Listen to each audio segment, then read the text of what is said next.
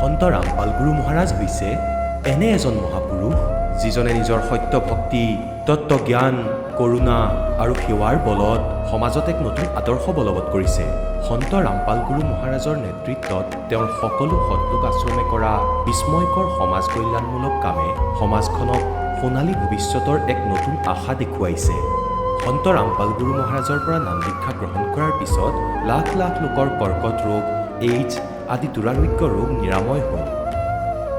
সন্তজনাৰ জ্ঞানৰ পৰা অনুপ্ৰাণিত হৈ তেওঁৰ অনুগামীসকলে লাখ লাখ ইউনিট ৰক্তদান কৰে। সন্তজনাই লাখ লাখ ভগ্নী কন্যাৰ যৌতুকমুক্ত বিয়াৰ আয়োজন কৰালে। সন্তজনাই লাখ লাখ মানুহক ড্ৰাগছ আসক্তিৰ পৰা মুক্ত কৰিলে। কোটি কোটি ধ্বংসপ্ৰাপ্ত পৰিয়াল শান্তিত লাগিল। সন্তজনাৰ আশ্ৰমত সমাৱেশৰ সময়ত বিনামূলীয়া চকুৰ চিকিৎসা আৰু দন্ত চিকিৎসাৰ ব্যৱস্থা কৰা হয়। সন্ত ৰামপাল গুৰু মহাৰাজৰ দ্বাৰা পৰিৱেশ সুৰক্ষাৰ উদ্দেশ্যে সময়ে সময়ে বৃহৎ পৰিসৰত বৃক্ষৰোপণ কৰা হয়। সন্তজনাই আৰ্তজনক তাৎক্ষণিক সকাহ দিবলৈ এম্বুলেন্স সেৱা আৰম্ভ কৰিছে। সন্তজনাই তেওঁৰ অনুগামীসকলক তেওঁলোকৰ শৰীৰ দান কৰিবলৈ অনুপ্ৰাণিত কৰে, যাতে মানৱতাৰ সেৱা আৰু চিকিৎসা ক্ষেত্ৰত উন্নতি কৰিব পৰা যায়। সন্ত ৰামপাল গুৰু মহাৰাজৰ সকলো আশ্ৰমত প্ৰতিদিনে বিনামূলীয়া ধৰ্মভোজৰ আয়োজন কৰা হয়, য'ত প্ৰতিবাৰেই প্ৰতিটো জাতি, প্ৰতিটো ধৰ্মৰ মানুহে একেলগে বহি ভোজন কৰে।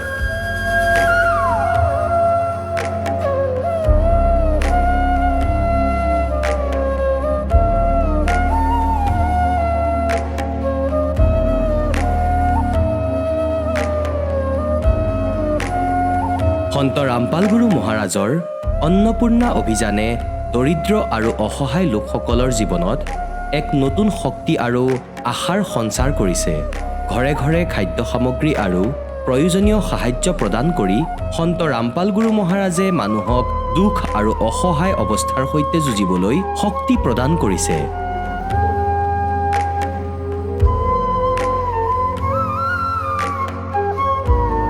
দৰিদ্ৰ লোকসকলৰ বাবে ঘৰ নিৰ্মাণ কৰা সন্ত ৰামপাল গুৰু মহাৰাজৰ অসাধাৰণ কাৰ্যই এনে এক নিদৰ্শন দাঙি ধৰিছে, যি যুগ যুগ ধৰি সন্তজনাৰ উদাৰতা আৰু দয়াৰ প্ৰতীক হিচাপে জনাজাত হৈ ৰ'ব।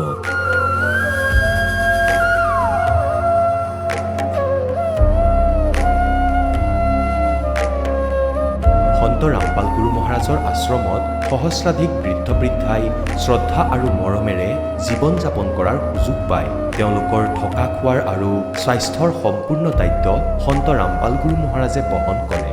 অনাথ শিশুৰ বাবে সন্ত ৰামপাল গুৰু মহাৰাজৰ সকলো আশ্ৰম বিশেষ বৰদানতকৈ কম নহয়, য'ত তেওঁলোকক শিক্ষা, সংস্কাৰ আৰু ভৱিষ্যতৰ বাবে উন্নত সুবিধা প্ৰদান কৰা হয়।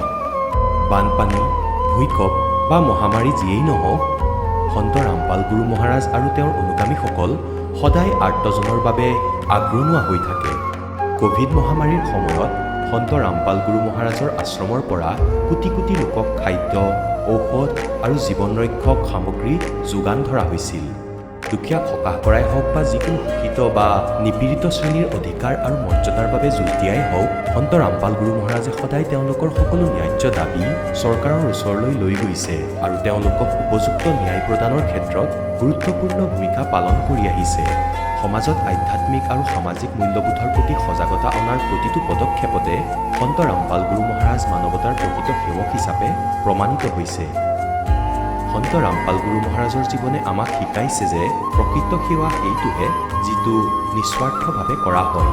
আহক আমিও এই মহান সন্তজনৰ এই মহান সেৱাৰ কামত যোগ দিওঁ আৰু সন্ত ৰামপাল গুৰু মহাৰাজৰ পৰা নাম দীক্ষা লৈ আমাৰ জীৱন ধন্য কৰি তোলোঁ।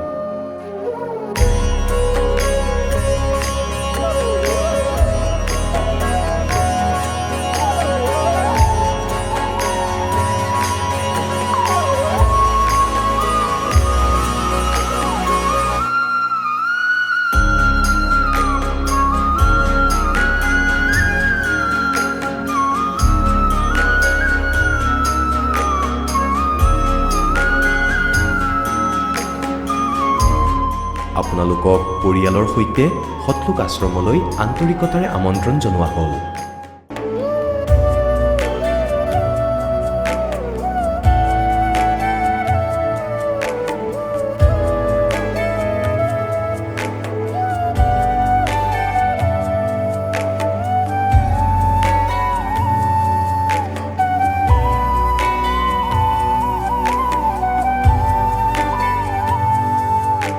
পবিত্ৰ শ্ৰীমদ ভাগৱত গীতা, পবিত্ৰ 4 বেদ, পবিত্ৰ কোৰাণ শ্বৰীফ, পবিত্ৰ বাইবেল, পবিত্ৰ গুৰু গ্ৰন্থ চাহিব আৰু কবীৰ চাহাবৰ পবিত্ৰ বাণীত লুকাই থকা গূঢ় ৰহস্য অৰ্থাৎ তত্ত্বক জানিবলৈ অনুগ্ৰহ কৰি অৱশ্যেই শুনিব জগতগুৰু তত্ত্বদৰ্শী সন্ত ৰামপাল গুৰু মহাৰাজৰ মংগল প্ৰবচন।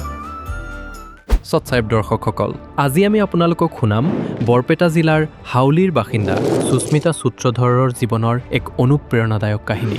এগৰাকী মধ্যবিত্ত পৰিয়ালৰ জীয়ৰী সুস্মিতা 10ম শ্ৰেণীৰ পৰাই সন্ত ৰামপাল গুৰু মহাৰাজৰ ভক্তিমাৰ্গৰ সৈতে জড়িত হৈ আহিছে। তেওঁ কয় যে গুৰুজনাৰ কৃপাত ভৰিৰ আঘাত ভাল হোৱাৰ লগতে কাশী হিন্দু বিশ্ববিদ্যালয়ত MA পঢ়াৰ সুযোগ লাভ কৰি সফলতাৰে সম্পূৰ্ণ কৰে।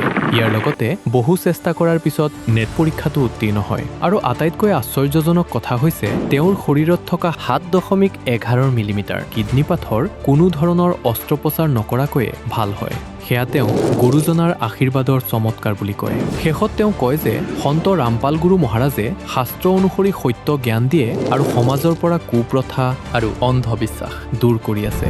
আহক দৰ্শকসকল, এতিয়া আমি শুনো সুস্মিতা সূত্ৰধৰৰ নিজৰ মুখৰ পৰাই তেওঁৰ জীৱনৰ এই বাস্তৱিক কাহিনী। নমস্কাৰ। নমস্কাৰ, আপোনাৰ শুভ নামটো? সুস্মিতা সূত্ৰধৰ। আপুনি কোন ঠাইৰ পৰা আহিছে? মই বৰপেটা ডিষ্ট্ৰিক্ট হাউলি অসমৰ পৰা আহিছোঁ। সন্ত ৰামপাল গুৰু মহাৰাজৰ পৰা নাম দীক্ষা কেতিয়া লৈছিল? মই 2017 জানুৱাৰী মাহৰ 12 তাৰিখে লৈছিলোঁ। তেখেতৰ পৰা নাম দীক্ষা লোৱাৰ আগতে আপুনি অন্য কিবা ভক্তি সাধনা কৰিছিলনে? হয়, বহুতো সাধনা চলি আছিলে, যেনেকুৱা ঘৰৰ মানে ডাঙৰ জ্যেষ্ঠসকলে যেনেকুৱাকৈ সাধনা কৰে, কিবা কিবি কৰে, সেইবিলাকেই চলি আছিলে। আপুনি যিহেতু আপোনাৰ সমাজত প্ৰচলিত পৰম্পৰাগত আপুনি ভক্তি সাধনা কৰি আছিলে, তেনে ক্ষেত্ৰত আপুনি সন্ত ৰামপাল গুৰু মহাৰাজৰ শৰণলৈ কিয় আহিব লগা হ'ল? আচলতে মই তেতিয়া 10মান শ্ৰেণীত পঢ়ি আছিলোঁ আৰু আমাৰ তাতে ৰাস মেলা হয়। ৰাস মেলাত গৈ পেলাই দেউতাই এখন কিতাপ পালে। তেতিয়া ভকতসকলে সেৱা কৰি আছিলে। মই বাৰু নাজানিছিলোঁ, কিন্তু ৰাতি আহি পেলাই যেতিয়া ক'লে যে কিতাপ এখন পাইছোঁ, পঢ়ি চাওঁ। মই সিমান ভালদৰে নাজানো, যিহেতু সৰু আছিলোঁ। তেতিয়া আকৌ দেউতাই পঢ়ি পেলাই, দেউতাই যিহেতুকে কিতাপ চিতাপ নপঢ়ে, এনেকুৱা মানুহ, তেওঁ কিতাপ পঢ়ি পেলাই ক'লে যে নাই, জ্ঞানটো ভাল আছে। আকৌ সাধনা টিভিৰ খোজ পালে, মানে সাধনা চেনেলত আমাৰ গুৰুজী সৎসংগ দিয়ে এতিয়া। তেতিয়া ক'লে যে ভাল জ্ঞান বুজাইছে, ইয়াৰ পৰা নম্বৰ পাত লোৱাচোন। নম্বৰ লোৱাৰ পিছত তাতে কল কৰিলোঁ। কল কৰাৰ পিছত বৰবালা আশ্ৰম দিল্লীত পালোঁ। তাতে ক'লে যে ঠিক আছে, তোমালোকৰ ওচৰে পাজৰে এনেকুৱাকৈ অসমত এখন নামদান কেন্দ্ৰ আছে, নাহৰকটীয়া বুলি। নাহৰকটীয়া এতিয়া ক'ত হয়? ডিব্ৰুগড়ত হয়, অসমৰ উজনি অসম হয়। তেতিয়া ক'তো যাই পোৱা নাই, মানে আমাৰ পৰিবাৰৰ পৰিস্থিতি এনেকুৱা, মানে আমি ক'তাও ফুৰিবলৈ নাযাওঁ। তেতিয়া ক'লে যে ঠিক আছে, আমি যাওঁ, যাই পেলাই নামদান ল'ব লাগে, যিহেতু জ্ঞান ভাল লাগিছে। কিন্তু যাওঁ কেনেকৈ? এতিয়া ইতিমধ্যে কি হ'ল, আমাৰ ওচৰতে আৰু এজন ভকতৰ ঘৰ, তেতিয়া তাতে পুস্তক সেৱাৰ কাৰণে গাড়ী গৈছে। পুৱা উঠি পেলাই কয় যে গুৰুজীৰ সৎসংগৰ হেৰিবিলাক চলি আছে নেকি? যিহেতু মা আৰু দেউতা মানে আধ্যাত্মিকভাৱে তেওঁলোকে বহুত জড়িত আছিলে সেইসকলৰ লগত, মোৰ মা বেছিকৈ। আকৌ তেওঁ ক'লে যে, দেউতাক ক'লে ঠিক আছে আপুনি যাওক, মানে চাই আহকচোন কি হৈ আছে, আৰ্মি কেম্পৰ সিফালে কি হৈ আছে। দেউতাই যাই পেলাই নাহে। যিজন মানুহে গা নোধোৱাকৈ একো নাখায়, তেতিয়া তাৰে গুৰুজীৰ ভকতসকলৰ লগত মানে জ্ঞান চৰ্চা কৰি পেলাই তেওঁ নাম ল'বলৈ সাজু হৈছে। এতিয়া আমাৰ ঘৰৰ পৰা চবকে মাতিলে যে আহা তোমালোকে, এনেকুৱাকৈ সঁচাকৈ গুৰুজীৰ পুস্তক সেৱাৰ গাড়ী আহিছে, ইয়ালৈ অকণমান আহি পেলাই জ্ঞানবিলাক বুজি যোৱা। তো গ'লোঁ। চবেই যোৱাৰ পিছত থিৰাং হ'ল যে নামদান ল'ম। এতিয়া কিছু ভকতেও ক'লে যে এনেকুৱাকৈ নামদান ল'লে বহুতো উপকাৰ হয়। তেতিয়া মই বুজি পোৱা নাছিলোঁ, কিন্তু লাহে লাহে যেতিয়া ঘৰত এতিয়া চৰ্চা যদি চলি থাকে, আমিও বুজিবলৈ সক্ষমেই হৈ যাওঁ যে কিবা এটা ভাল হ'বলৈ গৈ আছে। তেতিয়া নাম ল'লোঁ। কিবাকৈ নাম লোৱাৰ পিছত মোৰ বেছি বিশ্বাস নাছিলেই, কিয়নো মাক দেউতাকৰ পৰা পাইছিলোঁ, মোৰ নিজা কিবা জ্ঞানেই নাই, 10মান শ্ৰেণীৰ ছাত্ৰী হৈ। তেতিয়া নাম লোৱাৰ পিছত মই জোৰ জবৰদস্তিকে মানে একোৱে নিয়ম নামানো। নখপালিচ লগাইছিলোঁ। নখপালিচ লগাই পেলাই বহুতো হেৰি হৈ গ'লে, মানে মই পৰি গ'লোঁ, মোৰ ভৰি ভাঙিলে না কি হ'লে মই খোজকাঢ়িব নোৱাৰা হ'লোঁ। তেতিয়া সন্ধিয়া ভকতসকলৰ লগত কথা পতাৰ পিছত দেউতাক ক'লে যে দণ্ডবোধ এটা কৰিবলৈ দিয়া, সৰু হয় এতিয়া একো বুজি নাপায়। মই যাই পেলাই সন্ধিয়া দণ্ডবোধ কৰাৰ লগে লগে মোৰ ভৰিৰ মোচকা খাইছিলে না ভাঙিছিলে না কি হৈছিলে সেইখিনি ঠিক হৈ গ'ল লগে লগে। আমি শুনিছোঁ যে আপোনালোকৰ গুৰু সন্ত ৰামপাল গুৰুমাজৰ পৰা নাম দীক্ষা লোৱাৰ পিছতে শ্ৰদ্ধালুসকলে বিভিন্ন প্ৰকাৰে লাভ পায়। যিহেতু আপুনি নাম দীক্ষা লোৱাৰ পিছতে আপুনি এটা লাভৰ কথা ব্যক্ত কৰিলে, আপোনাৰ যি ভৰিখন পৰি পেলাই কষ্ট পাইছিলে তাৰ পৰা আপুনি পৰিত্ৰাণ পালে। ইয়াৰ উপৰিও আপুনি অন্য আৰু কিবা লাভ পাইছেনে? হয়, মানে লাভৰ কথা কি কওঁ, মোৰ লগত চমৎকাৰবিলাকে হৈছে ক'ব লাগে বেছিকৈ। কিয়নো জগত সমাজত যিবিলাক অন্ধবিশ্বাস কুৰীতিবিলাক চলি আছিলে সেইবিলাক মই সৰুৰে পৰা দেখা পোৱাৰ পিছত মোৰ হৈ গৈছিলে যে এনেকুৱা আৰু জীৱন হয় নেকি, সেনেকুৱা আৰু আকৌ মানে ভক্তি হয় নেকি, য'ত মানে আমি দুদিন পিছে পিছে এই বেজৰ পিছত এই কবিৰাজৰ পিছত যাব লাগে। এইবিলাক কিবা ভক্তি হয় নেকি? এইবিলাকতো ভক্তি মাৰ্গৰ কথাই নহয়। পিছত যেতিয়া মাক দেউতাকে নাম দীক্ষা ল'লে, ময়ো নাম দীক্ষা ল'লোঁ। এইবিলাক গোটেইখিনি এৰি পেলাই আমি এইপিনে আহিছিলোঁ। যেতিয়া ঘৰৰ সকলো পৰিবাৰৰ মাজত মানে এনেকুৱা লাগিছিলে যে ক্লাছ 10 পঢ়াৰ পিছত 12 পঢ়াৰ পিছত ছোৱালীজনীক বিয়াহে দিব লাগে, মোৰ দেউতাকৰ মনলৈ আহিলে যে নাই, ছোৱালীক পঢ়াম। মই নিজে ভবা নাছিলোঁ যে মই গুৰুজীৰ নাম দীক্ষা লোৱাৰ পিছত আমাৰ পৰিয়ালত প্ৰথম মানে এনেকুৱা এজন হ'ম যিজনে মাষ্টাৰ্ছ কমপ্লিট কৰিব, তথাপিও এনেকুৱা এখন ছাবজেক্ট লৈ যিটো মানুহে সপোনতো কল্পনা কৰিব নোৱাৰে। কিয়নো মোৰ দেউতা অফিচাৰো নহয়, মোৰ দেউতা কোনো বিষয়ববীয়াও নহয়, এনেকুৱা চৰকাৰী কৰ্মচাৰীও নহয়। মই মাষ্টাৰ্ছ কমপ্লিট কৰিলোঁ। সেইটোকো এখন মানে এটা কাহিনীয়ে, কিয়নো গোটেই যিখিনি বিশ্ববিদ্যালয়ত মই হেৰি কৰিছিলোঁ, এণ্ট্ৰান্স পৰীক্ষা দিছিলোঁ, ৰিজাল্ট মোৰ সুকলমে মই পাছ কৰিবলৈ সক্ষম হ'লোঁ। এইফালে ৱেষ্ট বেংগলৰ যাদৱপুৰ ইউনিভাৰ্চিটি কওঁ, এইফালে আমাৰ গুৱাহাটী ইউনিভাৰ্চিটি কওঁ, মই CUET পৰীক্ষা দিলোঁ। এনেকুৱা সময়তে মই কাশী হিন্দু বিশ্ববিদ্যালয়ত মই হেৰি কৰিলোঁ, মোৰ নামভৰ্তি কৰিলোঁ। নামভৰ্তি কৰাৰ পিছত তাতে মাষ্টাৰ্ছ কমপ্লিট কৰিলোঁ। মাষ্টাৰ্ছ কমপ্লিট কৰাৰ পিছত মানে আকৌ এটা কি চমৎকাৰ দেখা পালোঁ যে মাষ্টাৰ্ছ কৰি থকাতে মোৰ মানে কিডনীত ষ্ট'ন হ'লে, সেইটো 7.11 mm। তেতিয়া ডাক্তৰসকলে কয় নহয় যে অস্ত্ৰোপচাৰ কৰিব লাগিব, লেপ্ৰচি কৰিব লাগিব, হেৰি হ'ব, 3-4 মাহ ঔষধ খাব লাগিব। সেইখিনি মই জাষ্ট মানে গুৰুজীৰ তাতে চিঠি লিখাৰ পিছতে চিঠি লিখি পেলাই জনালোঁ যে গুৰুজী মোৰ এনেকুৱা হৈছে। মোৰ মানে আকৌ যেতিয়া চেকআপ কৰিলোঁ তেতিয়াই মোৰ গোটেইখিনি শেষ হৈ গ'ল। মানে 7.11 mm পাথৰ এখন মানে ষ্ট'নখিনি গলিবলৈ কিমান সময় লাগে, কিন্তু মোৰ বেছি সময় নালাগিলে, 30 দিনমানহে ঔষধ খাইছিলোঁ। তাৰপিছত মই একেবাৰে পৰিত্ৰাণ পাই গ'লোঁ। তাৰপিছত আকৌ এটা চমৎকাৰ হ'ল কি, মই নেট পৰীক্ষা মানে আমাৰ শিক্ষিত সমাজে সকলোৱে জানে যে মাষ্টাৰ্ছ কৰাৰ পিছত যদি প্ৰফেচাৰ হ'ব লাগে বা কিবা হ'ব লাগে, তেতিয়া ইউনিভাৰ্চিটিত চাকৰি পাবলৈ হ'লে বা কিবা পাবলৈ হ'লে, PhDত এডমিশ্যন ল'বলৈ হ'লে নেটৰ দৰকাৰ হয়। মই পৰীক্ষা দিছিলোঁ কিন্তু সফল হোৱা নাই। গুৰুজীৰ তাতে আৰ্জি লগাই পেলাই মই এইবাৰ যেতিয়া পৰীক্ষা দিলোঁ তেতিয়া মই নেটত সুকলমে পাছ কৰিলোঁ, সেইটোও ভাল নম্বৰ লৈ। এইটো গোটেইখিনি গুৰুজীৰ চমৎকাৰে হয়। মই লাভৰ কথা কি ক'ম, মোৰ আধ্যাত্মিক লাভো বহুত, কিয়নো মোক্ষ প্ৰাপ্তিৰ ৰাস্তাখিনি পাইছোঁ। আমি সমাজৰ যি কুৰীতি সেইখিনি এৰিবলৈ পাইছোঁ। যিহেতু অসমৰ পৰা মই আহিছোঁ, তো অসমত এনেকুৱা কি হয়, উজনি অসম কওঁ বা নামনি অসম কওঁ, তেতিয়া আমাৰ হেৰি হৈ যায় যে এই অন্ধবিশ্বাস কুৰীতি ডাইনী প্ৰথা এইবিলাক চলিয়ে থাকে। এইখিনিৰ পৰা মই পৰিত্ৰাণ পাইছোঁ। আপুনি যিহেতু জনালে যে আপুনি সন্ত ৰামপাল গুৰুমাজৰ পৰা নাম দীক্ষা লোৱাৰ পিছতে আপুনি শিক্ষাৰ দিশতো বিভিন্ন প্ৰকাৰে লাভ পাইছে, লগতে আপোনাৰ কিডনীত যি পাথৰ থকাৰ কথা ক'লে, আপুনি সেই পাথৰ 7.11 mm যিটো পাথৰ আছিলে, সেই পাথৰটো সন্ত ৰামপাল গুৰুমাজৰ পৰা দীক্ষা লোৱাৰ পিছতে ঠিক হৈছে বুলি আপুনি ব্যক্ত কৰিছে। এইটো কেনেকৈ সম্ভৱ, এজন সন্তৰ পৰা নাম দীক্ষা লোৱাৰ পিছতে এনেধৰণৰ আপুনি লাভ পাবলৈ সক্ষম হৈছে? এতিয়া গুৰু কৰি থাকোঁ, কিন্তু আমি যদি গুৰু ৰূপত যদি ভগৱানক নাপাওঁ, তত্ত্বদৰ্শী সন্ত এজনক নাপাওঁ, তেতিয়াতো সম্ভৱ নহয়। লাভ এই কাৰণেই সম্ভৱ কিয়নো তত্ত্বদৰ্শী সন্ত ৰামপালজী মহাৰাজ বৰ্তমান সময়ত পৃথিৱীৰ একমাত্ৰ গুৰু হয়, যিয়ে সকলো সৎগ্ৰন্থৰ আধাৰিত আমাক শাস্ত্ৰ প্ৰমাণিত ভক্তি দিয়ে।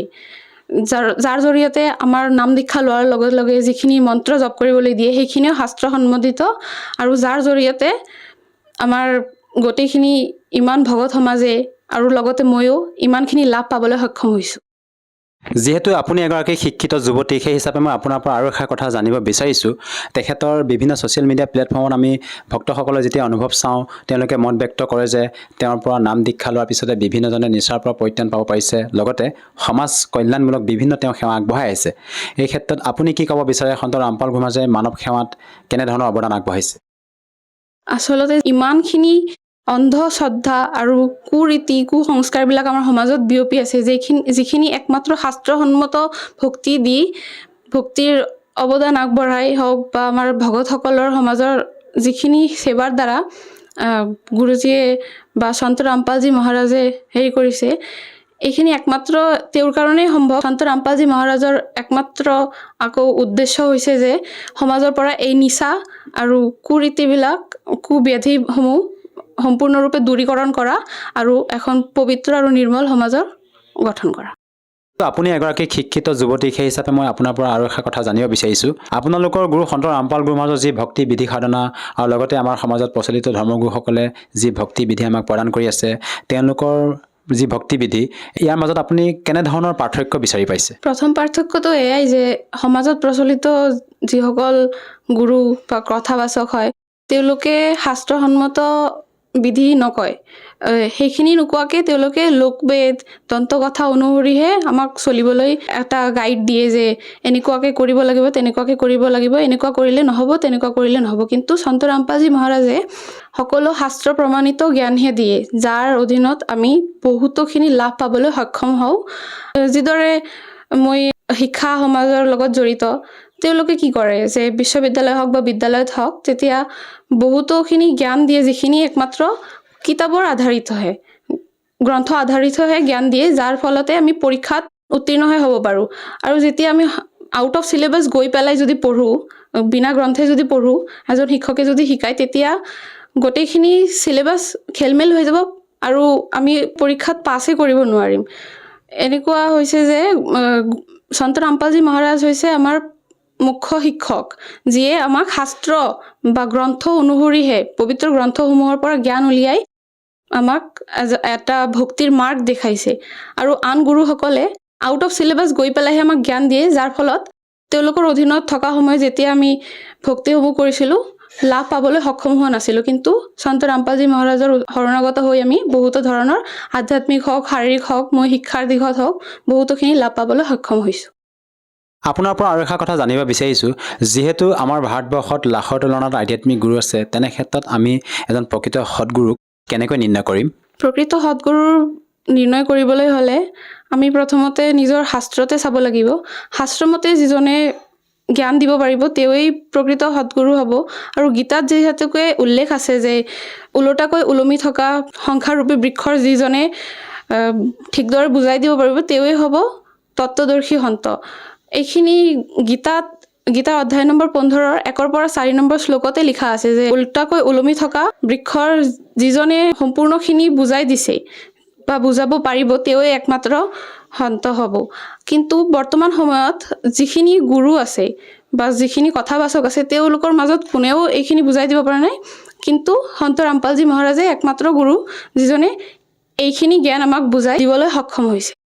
আপুনি যিহেতু সন্ত ৰামপাল মহাৰাজৰ পৰা নাম দীক্ষা লোৱাৰ পিছতে আপুনি বিভিন্ন প্ৰকাৰে লাভ পালে, আপুনি নিজে অনুভৱ দাঙি ধৰিলে যে আপোনাৰ যি কিডনীত পাথৰ আছিলে তাৰ পৰা পৰিত্ৰাণ পাইছে, লগতে আপুনি শিক্ষাৰ দিশতে বিভিন্ন প্ৰকাৰে লাভ পাইছে। যিসকল দৰ্শকে আজি আপোনাক টিভি স্ক্ৰীণত প্ৰত্যক্ষ কৰি আছে, তেওঁলোকক আপুনি কি বাৰ্তা দিব বিচাৰে যাতে তেওঁলোকেও আপোনাৰ দৰে উপকৃত হ'ব পাৰে?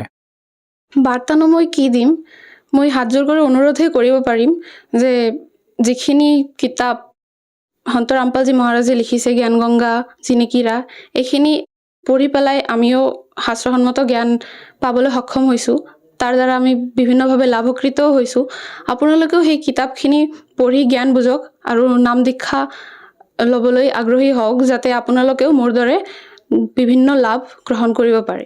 যদিহে কোনো লোকে সন্ত ৰামপাল মহাৰাজৰ পৰা নাম দীক্ষা ল'ব বিচাৰে, কেনেকৈ ল'ব পাৰিব? সন্ত ৰামপালজী মহাৰাজৰ পৰা নাম দীক্ষা লোৱাটো একেবাৰে সহজ।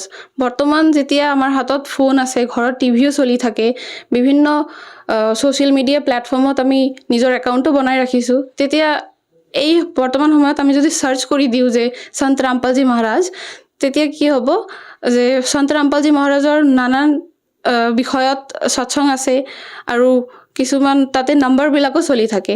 সেই নম্বৰ যিকোনো এটাতে আপুনি যদি কল কৰি দিয়ে, আপোনাৰ একেবাৰে নিকটৱৰ্তী এখন নামদান কেন্দ্ৰৰ সন্ধান পাব পাৰিব আৰু তাৰে পৰা আপুনি বিনামূলীয়াকৈ নামদান ল'ব পাৰিব।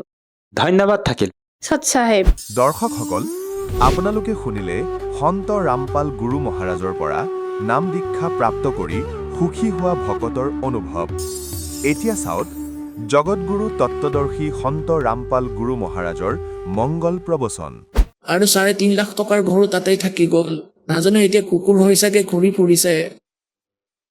গতিকে পুণ্যাত্মাসকল, আমি এইবোৰ দেখা পোৱা হ'ম তেতিয়া। আমি সেইবোৰো কৰিম, কিন্তু লগতে আমি ভগৱানকো আধাৰ বনাই চলিম। যদি আমাৰ কিবা কাৰ্য নহয়ও, তেতিয়া আমি ধৈৰ্য ধৰিম, ভাবিম যে এয়া পৰমাত্মাৰে দয়া, আমাৰ ভালেই হ'ব। গতিকে এই প্ৰকাৰে পুণ্যাত্মাসকল, এয়া বহুত ভয়ানক যি যুগ, কলি যুগৰ।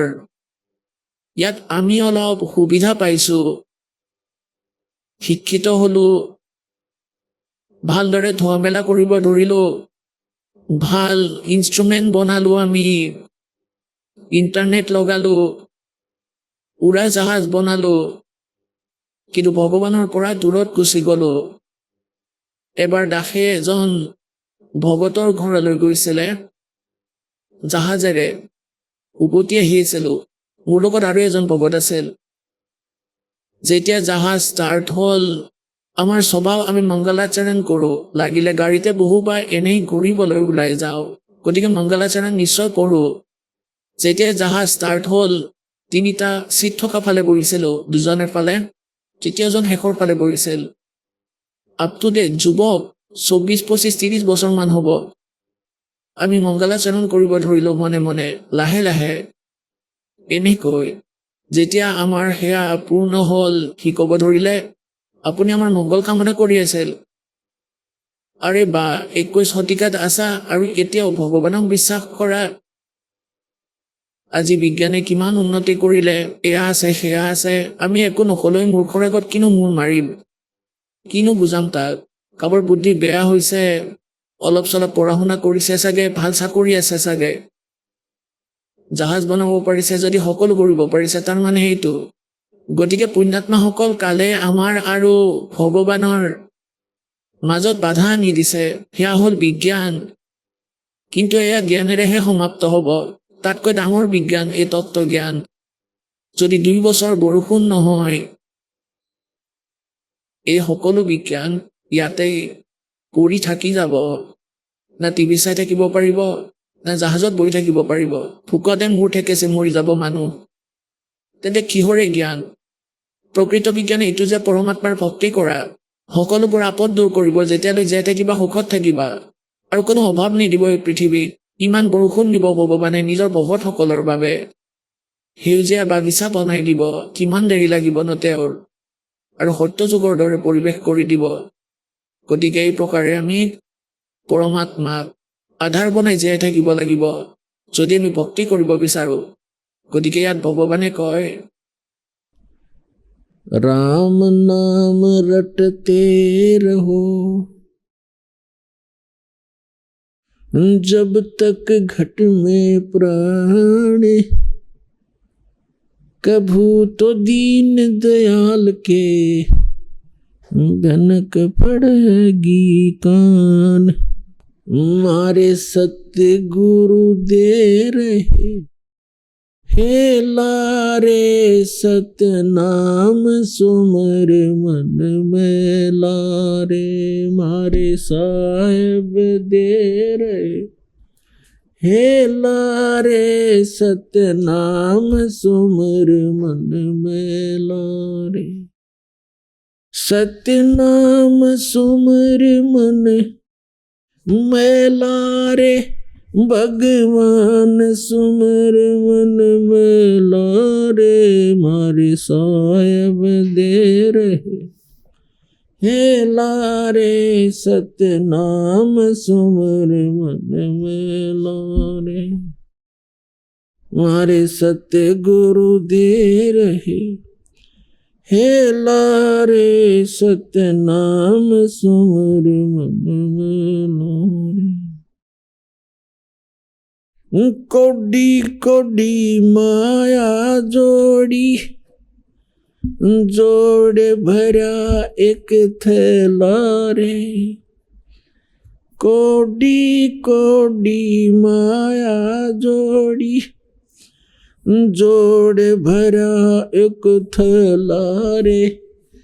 खाली आया खाली रे जागा, संग चले ना देला रे। खाली आया खाली जागा, संग चले ना देला रे।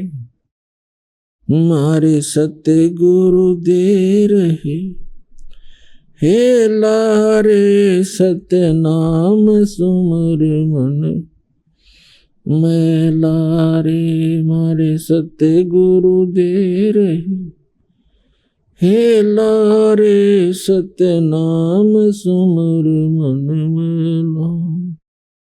सतनाम सुमर मन में लारे, भगवान सुमर मन में लारे। सतनाम सुमर मन में लारे, भगवान सुमर मन में लारे। मारे सायब दे रहे, हे लारे सतनाम सुमर मन में लारे।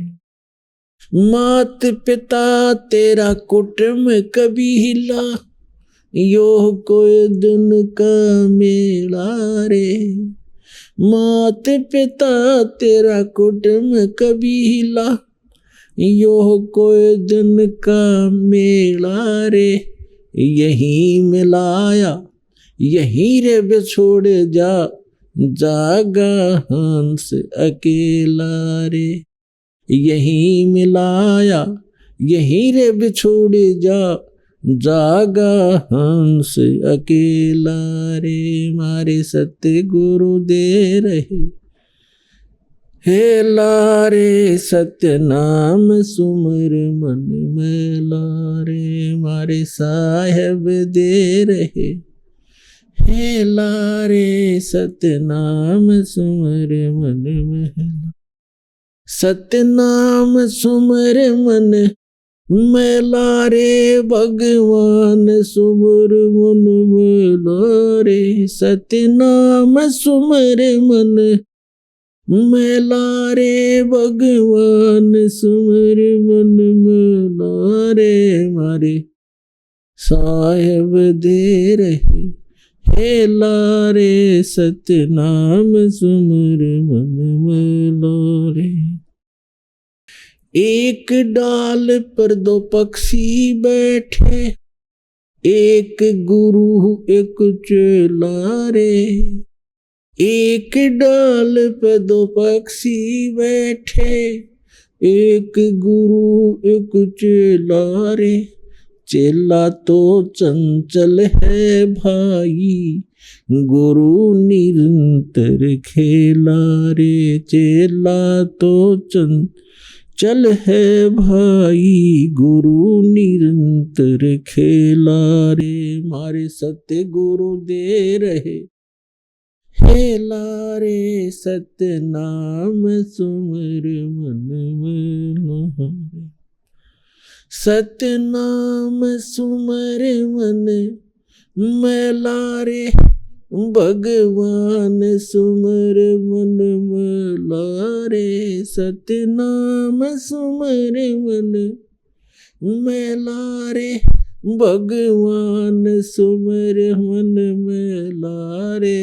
मारे सायब दे रहे, हे लारे सत्य नाम सुमर मन में लारे। इस पद का तुम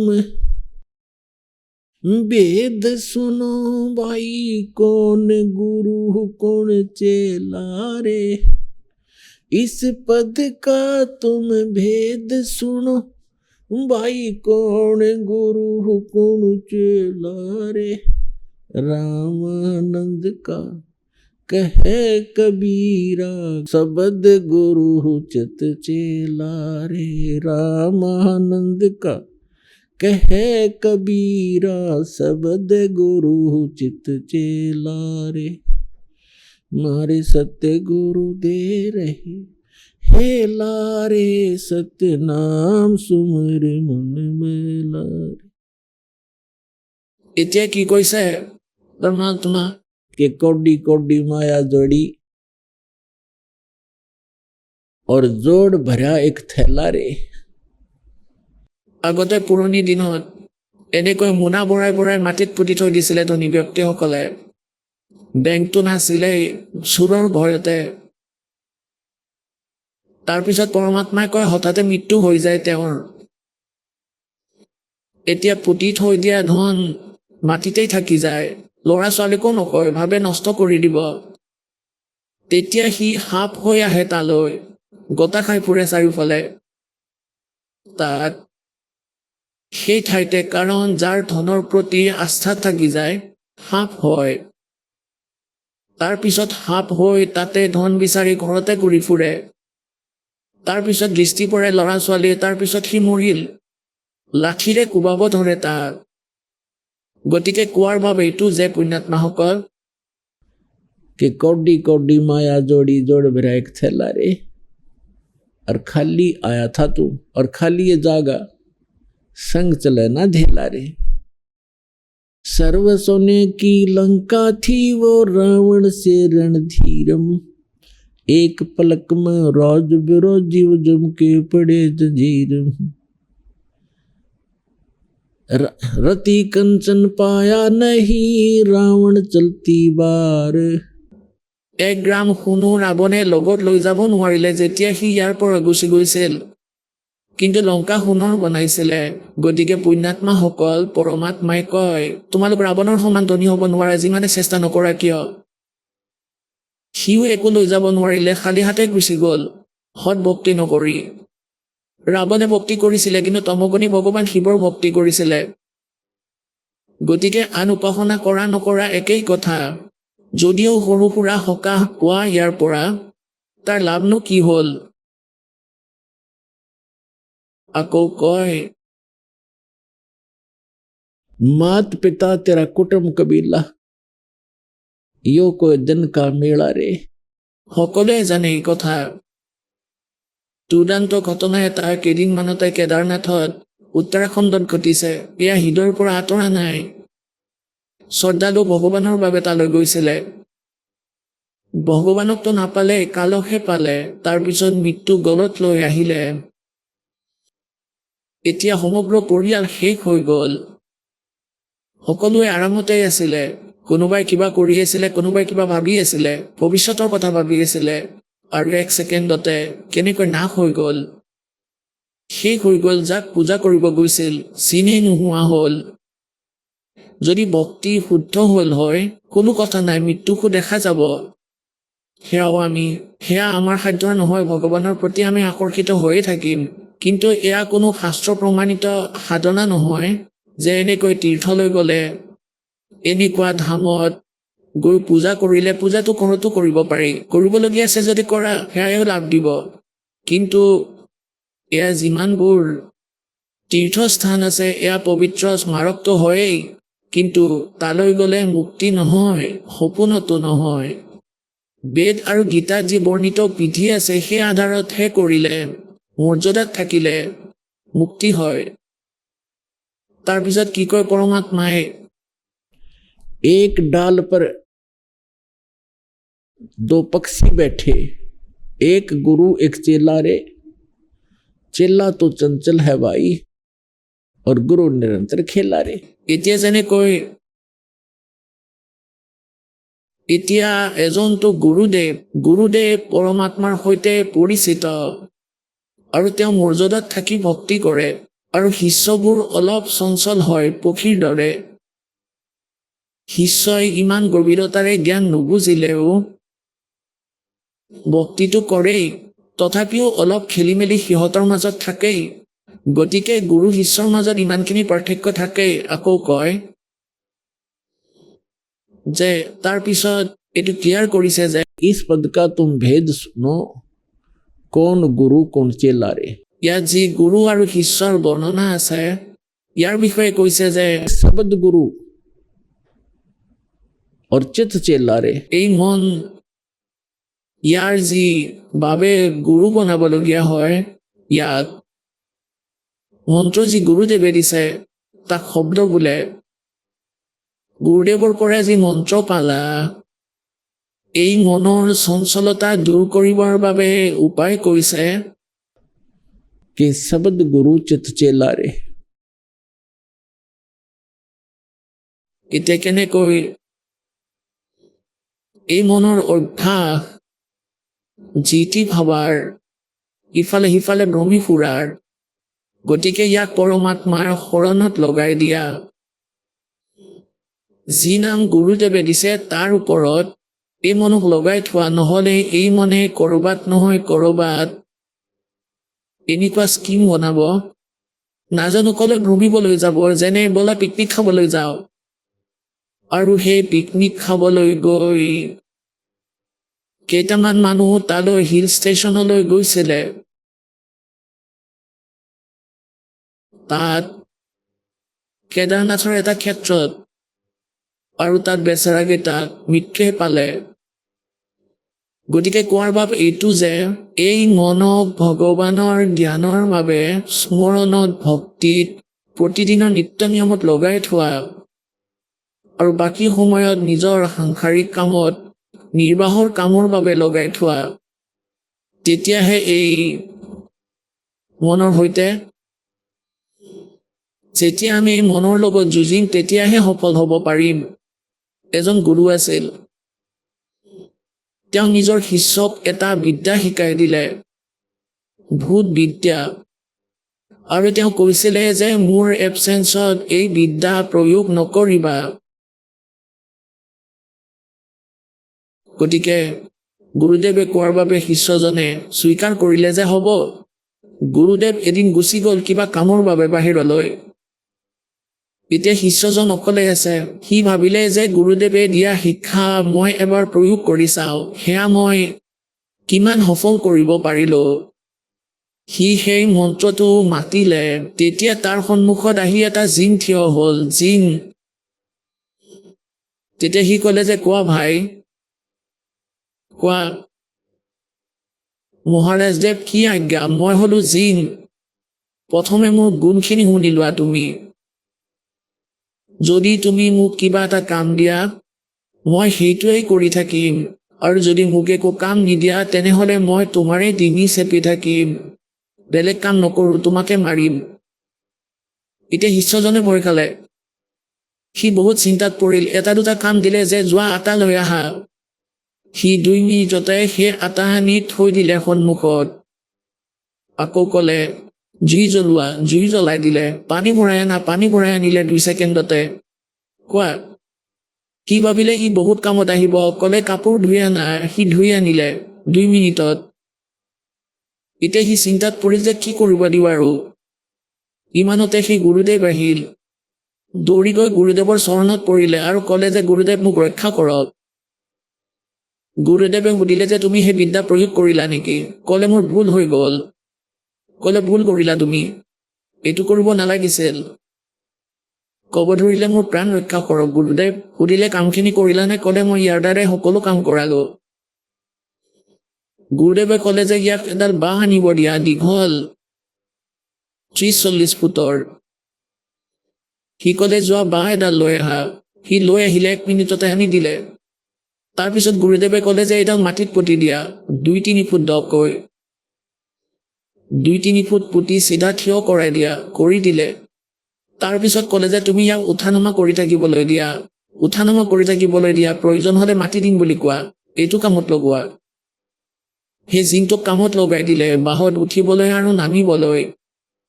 গতিকে আমাৰ এই মনটোকো পৰমাত্মা নামৰ এই বাহনডালত যদি লগাই থোৱা ই শান্ত হৈ থাকিব নহ'লে ই আপোনাক কৰবা নহয় কৰবালৈ লৈ যাব মৰ্যাদাহীন কৰাব সাংসাৰিক কামবোৰত আকৌ আপোনাক লগাই ভক্তিহীন কৰি দিব গতিকে পৰমাত্মাই এই বিষয়ে কৈছে যে ইয়াক ভক্তিত লগাই থোৱা তেতিয়াহে ই আপোনাক সফলতাও দিয়াব কাৰণ মনৰ স্পীড বহুত বেছি যেতিয়ালৈ ই অযথা কামত লাগি থাকিব তেতিয়া সি সেই কামো স্পীডতেই কৰিব যেনে ধৰক কোনোবাই মদ খায়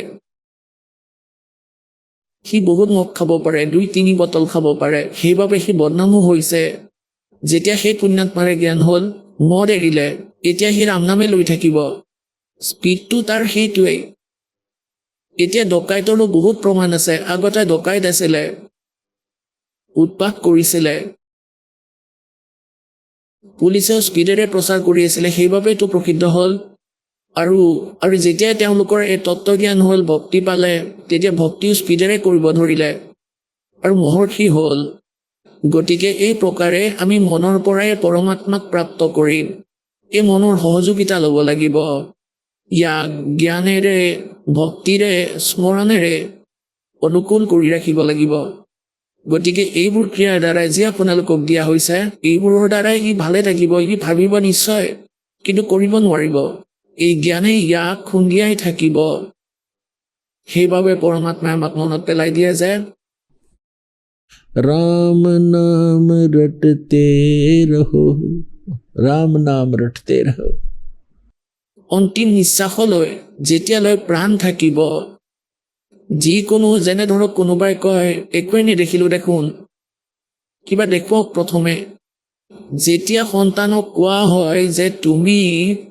ডক্তৰী শিক্ষা লোৱা ডক্তৰ হ'লে বহুত ভাল দৰমহা পাবা ভালদৰে থাকিব পাৰিবা ফেনৰ তলত থাকিবা যদি সন্তানটোৱে পঢ়িবলৈ সুযোগ পায়ো আৰু যদি কয় মোক ডক্তৰো দেখুওৱা হস্পিটেল যদি দেখুৱাইও দিয়ে চাইও আহিলে ডক্তৰ এনেকুৱা হয় ইহঁতে এনেকুৱা কাম কৰে তাৰপিছত যদি তুমি ষ্টাডি সম্পূৰ্ণ নকৰা তেনেহ'লে সেই হস্পিটেল চাই অহাৰ লাভনো কি হ'ব নিজৰ ষ্টাডি সম্পূৰ্ণ কৰা তেতিয়া চাবা সেই হস্পিটেলত তুমি চাকৰি পাবাই ইয়াত পৰমাত্মাই কয় যে राम नाम रटते रहो ৰাম নাম মানে ভক্তি যি পৰমাত্মাৰ মন্ত্ৰ দিয়া হয় আপোনালোকক সেয়া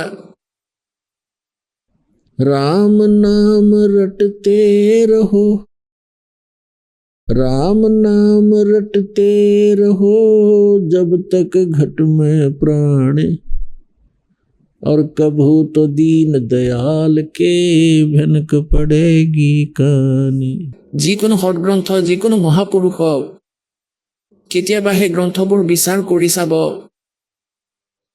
প্ৰত্যেকতে এইটোৱে প্ৰমাণ দিছে যে অন্তিম নিশ্বাসলৈ ভক্তি কৰি থাকিবা যেতিয়া তুমি শৰীৰ এৰি যাবা তেতিয়াহে উপলব্ধি হ'ব শ্ৰীমদ ভাগৱত গীতাৰ অধ্যায় নম্বৰ 8 শ্লোক নম্বৰ 13 কৈছে যে অৰ্জুন মোৰ স্তৰৰ যি ভক্তি আছে মই ব্ৰহ্ম হওঁ শ্ৰীকৃষ্ণত কৈ আছিলে ओम इति एकाक्षरम ब्रह्म विवहरन माम अनुसमरन ये परियाति तजंदेहम स याति परमाम गतिम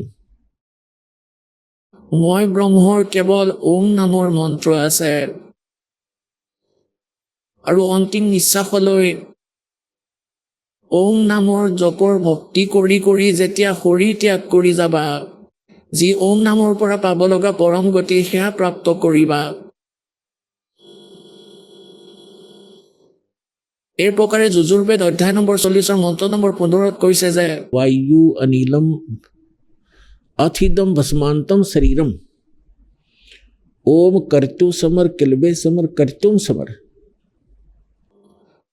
ওম নামৰ জপ কাম কৰি কৰি স্মৰণ কৰা বিশেষ ধ্যানেৰে স্মৰণ কৰা মনুষ্য জীৱনৰ প্ৰথম মূল কৰ্তব্য বুলি জানি ওম নামৰ জপ কৰা আৰু भस्मांतम शरीरम যেতিয়া তোমাৰ শৰীৰৰ অন্ত হ'ব তেতিয়া ইয়াৰ পৰা পাব লগা অমৰত্ব অতীতম ইয়াৰ পিছত আপোনাৰ সেই অমৰত্ব প্ৰাপ্ত হ'ব এই প্ৰকাৰে সূক্ষ্ম বেদত পৰমাত্মাই কৈছে नाम उठत नाम बैठत नाम सोवत जागवे नाम खाते नाम पीते नाम सेती लागवे। हाय हाय। राम नाम रटते रहो जब तक घट में प्राण है, और कदे तो दीन दयाल के भनक पड़ेगी कान। গতিকে এই প্ৰকাৰে সকলো সৎগ্ৰন্থই যিবোৰ শুদ্ধ সঁচা সৎগ্ৰন্থ, য'ত আধ্যাত্মিক মাৰ্গ শুদ্ধ, তাত এটাই বিচাৰ আছে, এটাই বৰ্ণনা আছে, আৰু সেয়া আপোনালোকে পাইছে। পৰমাত্মায়ো এইটোৱে কয় যে পৰমাত্মাৰ যি সঁচা নাম কমপ্লিট কোৰ্চ যি আপোনালোকক দিছোঁ, অন্তিম নিশ্বাসলৈ ভক্তি কৰি থাকিবা, আৰু এইটোৱে আশা ৰাখিবা কেতিয়াবাতো শুনিব ভগৱানে এই দুখীয়াৰ কথা। এই ভক্তি মাৰ্গত আদিনীৰ বহুত প্ৰয়োজন। ৰাৱণে ভক্তি কৰিছিল, এনেকুৱা এটা ছেক্ৰিফাইচ কৰিছিলে ভগৱানৰ বাবে, সেয়া কোনেও কৰিব নোৱাৰে। ইয়াৰ পৰা কাটি দিছিলে, 2খন হাত আৰু মূৰ অৰ্পণ কৰিছিলে ভগৱানক, কিন্তু যি কৰিছিলে ৱৰ্কডেনটো পাই গ'ল, কিন্তু মুক্তি নহ'ল, কাৰণ তাৰ ভিতৰত আদিনী নাহিলে। এতিয়া কি কৈছে, বিভীষণৰ ভিতৰত আদিনী আহিছিলে, ৰাৱণৰ ভায়েকৰ, ৰাৱণৰ আদিনী অহা নাছিলে। গতিকে যি লংকা, যি ৰাজ্য প্ৰাপ্ত কৰিবৰ বাবে ৰাৱণে কিমান কষ্ট কৰিলে। প্ৰথমে ঘোৰ তপ কৰিলে, সিদ্ধি প্ৰাপ্ত কৰিলে, কোৰবানীত নিজৰ শিৰ দি দিলে, তথাপিও লংকাখন ৰাখিব নোৱাৰিলে, কাৰণ তাৰ ওচৰত পূৰ্ণ পৰমাত্মাৰ ভক্তি নাছিলে। সেই অবিহনে আদিনী জীৱৰ মাজত আহিব নোৱাৰে। কিন্তু বিভীষণ আদিন হ'ল, পৰমাত্মা মুনীন্দ্ৰ নামেৰে আহিছিলে ত্ৰেতা যুগত। মুনীন্দ্ৰ ঋষিৰ শিষ্য হৈছিলে মণ্ডোদৰী আৰু বিভীষণ। সেই দুয়োজনৰেই আধীনতা আছিলে, কিন্তু ৰাৱণৰ আধীনতা নাছিলে। আধীন নহ'লে ভগৱানে নুশুনে। आधीनी के पास है पूर्ण ब्रह्म दयाल, मान बढ़ाई मारियो भाई बेअदबी सिर काल। আকৌ কি কৈছে, विभीषण का भाग बडेरा, दासातन आया तिस नेड़ा, दासातन आया बिस्वे बीसा, जाको लंक दई बख्शीसा। ऐसा दासातन है भाई, लंक बकस्त्या देर न लाई। हाय हाय। এতিয়া চাওক, আমি এনেকৈ কওঁ যে ৰামে বিভীষণক ৰাজ্য দি দিছিলে। ৰামে বিভীষণক কিয় দিলে, আনক কিয় নিদিলে? কাৰণ বিভীষণে পৰমাত্মাৰ সৎভক্তি কৰি আছিলে, আৰু তাৰে জনতাসকলক এজন ভাল ৰজাৰ আৱশ্যকতা আছিলে, যিয়ে ভগৱানক ভয় কৰে। গতিকে তেওঁ পৰমাত্মাৰ ভক্তি কৰিছিলে, সত্য পুৰুষৰ বিভীষণে। तो सब माहौल सब कारण करे करावे साइया, मन में लहर उठा और दादू सिर दर्जीव के वो आप बगल हो जा। গতিকে ইয়াত গৰিদাস চাহেবদেৱে কৈছে যে के विभीषण का भाग बडेरा, ভাগ্যৱান আছিল তেওঁ, जिसकी दासातन आया तिसनेरा। আধীনতা আহিছিলে তেওঁৰ মনলৈ, আৰু কয় दासातन आया बिस्वे बीसा, और जाको लंक देई बख्शीसा। দক্ষিণাত পালেহি পৰমাত্মাৰ সৎভক্তি কৰাৰ বাবে। ऐसा दासातन है भाई, लंक बख्शते वार न लाई। যদি তুমি ইয়াৰ সাংসাৰিক সুখো বিচাৰা, তেতিয়াও পৰমাত্মাই কৈছে जैतन राजपाट भी चाहिए, हमरा इधर ले ध्यान। কিন্তু এই ৰাজপাদ আপোনাৰ জীৱনৰ শত্ৰু। ইয়াত গৰীব হৈ থাকিব লাগে, ইচ্ছাবোৰ নাশ কৰি জীয়াই থাকিব লাগিব। এজন সমগ্ৰ সৃষ্টিৰ সঞ্চালক, সকলোকে ৰজাকো তেওঁৱেই দি আছে তেওঁৰ ভাগ্য অনুসাৰে, আৰু তেওঁ এটা জুপুৰিত বহি শিপিনীৰ কাম কৰিছিলে। তেওঁ পাগল নাছিলে। যি পৰমাত্মাক আমি তাঁতী শিপিনী বুলি কৈছিলোঁ, কবি বুলি কৈছিলোঁ, আৰু যাৰ ওচৰলৈ 18 লাখ ব্যক্তি আহি গৈছিলে, আৰু সেই 18 লাখ ব্যক্তিক মোহন ভোজন খুৱাইছিলে 3 দিন, আৰু এটা এটা আশ্ৰফি দুহৰ দিছিলে সেই জুপুৰিত বহাজনে। তেওঁ জানো শিপিনী আছিল? তেওঁ পৰম পিতা আছিলে, সমগ্ৰ সৃষ্টিৰ সঞ্চালক। কিন্তু তেওঁ লীলা কিয় কৰি আছিলে? যাতে আপোনালোকে জীয়াই থাকিবলৈ, ভক্তি প্ৰাপ্ত কৰিবলৈ, পৰমাত্মাক প্ৰাপ্ত কৰিবলৈ, মুক্তি পাবলৈ এনেকৈ জীৱন নিৰ্বাহ কৰে যেনেকৈ মই কৰিছিলোঁ। ভগৱানৰ সিদ্ধান্ততেই মান্তি হওক, তেওঁ যি দিয়ে খোৱা আৰু বেছি ইচ্ছা নাৰাখিবা। আৰু যদি আৱশ্যকতাও হয় আপোনাৰ এই জীৱনত যিকোনো প্ৰকাৰৰ, তেতিয়া এনেকৈ সহায় পাবা যেনেকৈ পৰমাত্মাই 18 লাখ ব্যক্তি, 18 লাখ 2-4জন ব্যক্তি আহে দৰাৰ লগত, আৰু এমাহ আগতেই চিন্তাত পৰে সমগ্ৰ ফেমিলি, ওচৰৰ পাজৰৰ মিত্ৰও, ভাই ককাইকবোৰো চিন্তাত পৰে যে 200জন মানুহ আহিব, খোৱাৰ ব্যৱস্থা কৰিব লাগিব। আৰু খোৱাৰ সময় আহিলে কয় আগতে দৰা ঘৰৰ মানুহ খাবলৈ দিয়াৰ পিছত খাবা, যাতে ভোজনৰ অভাৱ নহওক। তাতে 18 লাখ, কলিজা কঁপি যাব প্ৰধানমন্ত্ৰী যদি হয়, যদি 18 লাখজন ব্যক্তিক খুৱাব লাগে। গতিকে তেওঁ শিপিনী আছিল জানো? আহক আমি এতিয়া সেই শ্ৰদ্ধালুসকলৰ অনুভৱবোৰ জানো, যিসকলে জগতগুৰু তত্ত্বদৰ্শী সন্ত ৰামপাল গুৰু মহাৰাজৰ পৰা দীক্ষাপ্ৰাপ্ত কৰিছে তথা তেওঁ কোৱা ভক্তিমাৰ্গ এওঁলোকে অৱলম্বন কৰি আছে। দৰ্শকসকল, বছৰ বছৰ ধৰি ভক্তি কৰাৰ পিছতো জীৱনত সুখ শান্তি নাহে আৰু 7 বছৰ ধৰি সন্তান সুখৰ পৰাও বঞ্চিত হৈ থাকিব লাগে, তেন্তে সঁচাকৈয়ে সত্য ভক্তিয়ে মানুহৰ ভাগ্য সলনি কৰিব পাৰে নেকি? দৰ্শকসকল, আজি আমি আপোনালোকক পৰিচয় কৰাই দিম বিহাৰ ৰাজ্যৰ গয়া জিলাৰ নিবাসী ৰজনী দাসীৰ সৈতে, যাৰ জীৱনত ভক্তিৰ পথত আহিল এনে এক অলৌকিক পৰিৱৰ্তন যিয়ে তেওঁৰ সম্পূৰ্ণ জীৱন সলনি কৰি দিলে। ৰজনী দাসীয়ে আগতে ৰাধাস্বামী পন্থাৰ সৈতে জড়িত আছিল আৰু দেৱ দেৱীৰ পূজা পাঠো কৰিছিল। কিন্তু বছৰ বছৰ ধৰি ভক্তি কৰাৰ পিছতো তেওঁ জীৱনত বিচৰা সুখ শান্তি লাভ কৰিব নোৱাৰিলে। তাৰ পিছত তেওঁৰ জীৱনত আহিল এক ডাঙৰ পৰিৱৰ্তন যেতিয়া তেওঁ সন্ত ৰামপাল গুৰু মহাৰাজৰ সত্য জ্ঞানৰ বিষয়ে জানিবলৈ পালে। সত্যক চিনাক্ত কৰি সন্ত ৰামপাল গুৰু মহাৰাজৰ পৰা নাম দীক্ষা গ্ৰহণ কৰিলে। নাম দীক্ষা লোৱাৰ পিছত তেওঁৰ জীৱনত সুখ শান্তি আৰু বহুতো লাভ আহিবলৈ ধৰিলে। কিন্তু আটাইতকৈ ডাঙৰ লাভ তেতিয়া হ'ল যেতিয়া দুগৰাকী কন্যা সন্তানৰ পিছত 7 বছৰ ধৰি সন্তান নোহোৱাৰ পিছতো সন্ত ৰামপাল গুৰু মহাৰাজৰ কৃপাৰে তেওঁ পুত্ৰৰত্ন লাভ কৰিলে। আহক জানো ৰজনী দাসীৰ সেই বাস্তৱিক কাহিনী তেওঁৰ মুখেৰে। নমস্কাৰ। সৎ চাহেব ছাৰ। কি নাম আপোনাৰ? ৰজনী দাসী। বাইদেউ আপুনি ক'ৰ পৰা আহিছে? হয়, মই বিহাৰৰ গয়া জিলাৰ। সন্ত ৰামপালদেৱ মহাৰাজৰ পৰা নাম দীক্ষা আপুনি কেতিয়া ল'লে? 10 জুন 2014। সন্ত ৰামপালদেৱ মহাৰাজৰ পৰা নাম দীক্ষা লোৱাৰ আগতে আপুনি কি ভক্তি সাধনা কৰিছিল? মই ৰাধাস্বামী পন্থৰ লগত জড়িত আছিলোঁ আৰু অন্য দেৱী দেৱতাৰ যি পূজা পাঠ থাকে সেয়া মই কৰিছিলোঁ। তেন্তে আপুনি সন্ত ৰামপালদেৱ মহাৰাজৰ শৰণলৈ কেনেকৈ আহিলে? হয়, মোৰ যি দেউতা আছে, শহুৰ দেউতা, তেওঁ জড়িত আছিল। তেওঁ ক'লে যে পুত্ৰী, এটা সৎমাৰ্গৰ ভক্তি আছে, এই ভক্তি কৰি বহু মানুহ এতিয়া সুখত আছে, কোনো ধৰণৰ ৰোগ বেমাৰ আৰু দুখ কষ্ট নহয়, যিয়ে মানে এই সৎভক্তি কৰে। আমি ইফালৰ সিফালৰ আজিলৈকে যিবোৰ ভক্তি কৰিছোঁ সেয়া বেকাৰ গ'ল। সেইবাবে আজিৰ পৰা আমি সন্ত ৰামপালদেৱ মহাৰাজৰ ভক্তিহে কৰিম। সন্ত ৰামপালদেৱ মহাৰাজে আমাৰ সকলোবোৰ দুখৰ নিবাৰণ কৰিব। মোৰ শহুৰ দেউতা জড়িত আছিলে। কিছুদিন পিছত তেওঁ আমাক ক'লে যে হাৰিয়ানালৈ গৈ বৰবালাত সন্ত ৰামপালদেৱ মহাৰাজৰ পৰা দীক্ষা ল'বা। সেইবাবে আমি সন্ত ৰামপালদেৱ মহাৰাজৰ পৰা বৰবালালৈ গৈ 2014 10 জুনত নাম দীক্ষা লৈছিলোঁ। সন্ত ৰামপালদেৱ মহাৰাজৰ পৰা নাম দীক্ষা লোৱাৰ পিছত আপুনি কিবা লাভ পালেনে? হয়, সন্ত ৰামপালদেৱ মহাৰাজৰ পৰা নাম দীক্ষা লোৱাৰ পিছত আমি বহুত লাভ পালোঁ। সকলোবোৰ এতিয়া ক'ব নোৱাৰিম। যেনে ধৰক ৰোগ বেমাৰ, যি সাংসাৰিক সুখ থাকে, মানে এখন পৰিয়ালত ভাল খাদ্য থকা ব্যৱস্থা সকলোৱে বিচাৰে। কোনো নিবিচাৰে যে দৰিদ্ৰতাত জীৱন ব্যতীত কৰক, কম উপাৰ্জন কৰি বেছি খৰচ কৰক।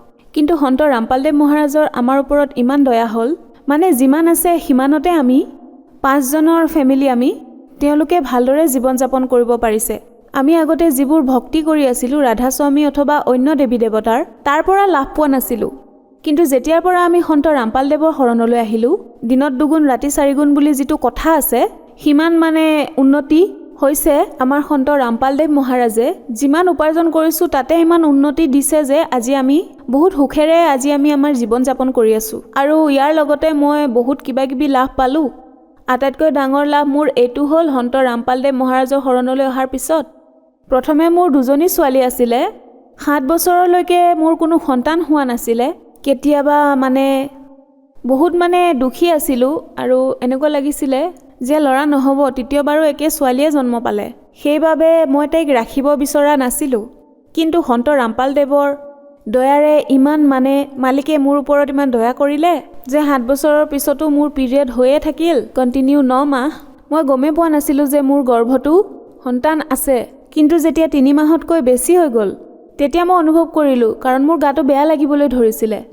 তেতিয়া মই ডক্টৰৰ ওচৰলৈ গৈ ক'লোঁ যে মোৰ গাটো কিয় এনেকৈ বেয়া লাগিব ধৰিছে, যি নেকি মই আগতে 2বাৰকৈ মা হৈছোঁৱেই। কিন্তু সিহঁতক জন্ম দিয়াৰ সময়ত মোৰ এনেকুৱা হোৱা নাছিলে। যেতিয়া মই মা হ'ব ওলাইছিলোঁ সেই সময়ত 2 দিনৰ পিছতে মোৰ গা বেয়া লাগিছিলে, য'ৰ পৰা মই আগতেই গম পাইছিলোঁ যে মোৰ গৰ্ভত কিবা সন্তান আছে, সেইবাবে এনেকুৱা প্ৰব্লেম হৈছে। কিন্তু এবাৰ এনেকুৱা হ'ল যে 3 মাহতকৈ বেছি হৈ গ'ল। যেতিয়া মোৰ গৰ্ভত কণ্টিনিউ সন্তানটো কমপ্লিট হৈ গ'ল তেতিয়া মোৰ গাটো লাহে লাহে অলপ বেয়া লাগিবলৈ ধৰিলে। সেইবাবে মই ডক্টৰৰ ওচৰলৈ গ'লোঁ যে বাইদেউ চাওকচোন, মোৰ এনেদৰে মূৰ ঘূৰাই, এনেকুৱা যিয়ে প্ৰব্লেম আছিলে মই মেডামক ক'লোঁ। তেওঁ ক'লে যে যিসকল মহিলা গৰ্ভৱতী হয় তেওঁলোকৰহে এনেকুৱা সমস্যা হয়। তেতিয়া ক'লোঁ যে মেডাম মোৰতো মাহেকীয়া হৈয়ে আছে, কেনেকৈ এনেকুৱা হ'ব পাৰে? তেতিয়া ক'লে যে যোৱা আল্ট্ৰাচাউণ্ড কৰাই আনা, তাৰপিছতহে গম পোৱা যাব। তাৰপিছত মই বাহিৰলৈ গৈ আল্ট্ৰাচাউণ্ড কৰালোঁ। যেতিয়া মোৰ আল্ট্ৰাচাউণ্ড হৈ গ'ল তেতিয়া ডক্টৰক সুধিলোঁ যে মোৰ কি সমস্যা হৈছে, ৰিপৰ্টত কি আহিছে? তেতিয়া ক'লে যে আপুনি গৰ্ভৱতী, প্ৰেগনেণ্ট। তেতিয়া ক'লোঁ যে মোৰতো মাহেকীয়া হৈ আছে, কেনেকৈ প্ৰেগনেণ্ট হ'ম? এইবোৰ কেনেকৈ হৈছে আমি ক'ব নোৱাৰিম, কিন্তু সন্তানটো আপোনাৰ পেটত থকা 3 মাহ হৈ গ'ল, এতিয়া আপুনি একো কৰিব নোৱাৰে, আপুনি প্ৰেগনেণ্ট। মোক সুধিলে কিমানটা আছে আগৰ, মই ক'লোঁ 2জনী ছোৱালী আছে। তেনেকৈ কৈ মই আকৌ মেডামক ৰিপৰ্টখন দেখুৱালোঁ। তেওঁ ক'লে যে হয়, প্ৰেগনেণ্টে হয়।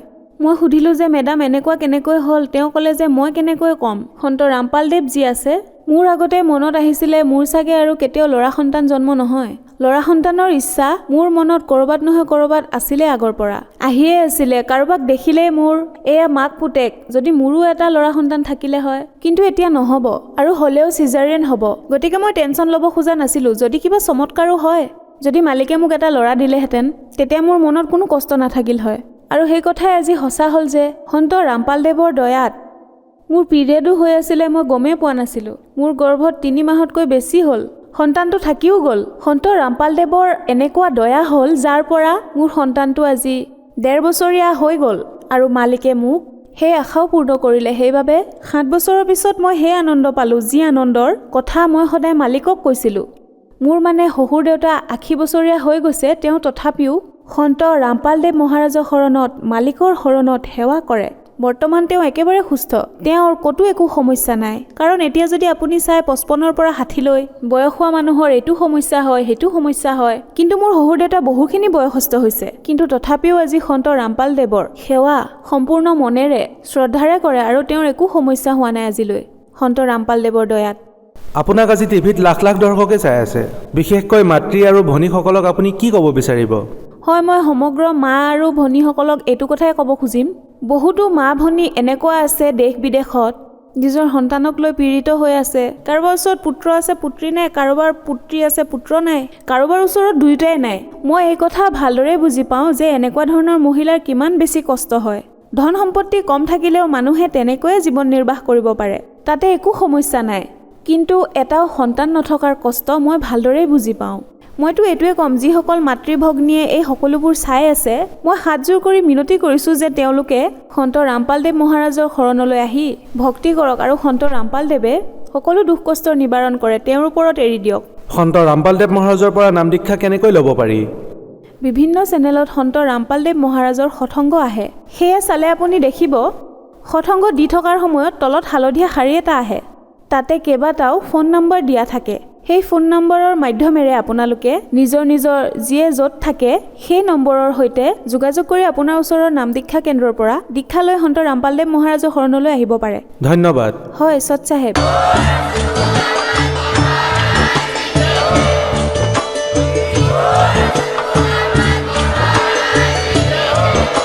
আপুনি শুনি আছিলে জগতগুৰু তত্ত্বদৰ্শী সন্ত ৰামপাল গুৰু মহাৰাজৰ মংগল প্ৰবচন। অধিক জানিবৰ বাবে ভিজিট কৰক www.jagatgururampalji.org। সন্ত ৰামপাল গুৰু মহাৰাজৰ শুভ আশীৰ্বাদত সমগ্ৰ বিশ্বতে 500তকৈ অধিক নাম দীক্ষা কেন্দ্ৰ আছে, য'ত সন্ত ৰামপাল গুৰু মহাৰাজৰ দ্বাৰা বিনামূলীয়াকৈ নাম দীক্ষা দি থকা হৈছে। আপোনাৰ ওচৰৰ নাম দীক্ষা কেন্দ্ৰৰ ঠিকনা জানিবলৈ সম্পৰ্ক কৰক 7082208528।